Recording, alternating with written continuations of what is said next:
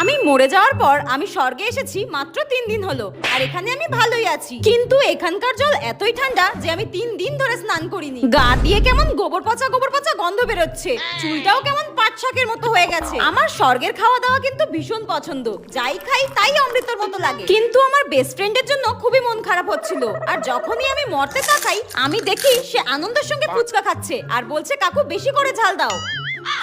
কি নির্লজ্জ মেয়ে রে বাবা, আমি মরেছি মাত্র 3 দিন হলো আর এর মধ্যেই আমার বেস্ট ফ্রেন্ড ফুচকা খেলছে। তুই দেখবি মরার পর শাকচুন্নি হয়ে নরকেই পচে মরবি। যাই হোক, সেদিন হঠাৎ স্বর্গে আমার সুমির সঙ্গে দেখা, আর আমি ওকে জিজ্ঞাসা করলাম কি রে আমি তো স্বর্গে এসেছি, তুই নরকে যাচ্ছিস কেন?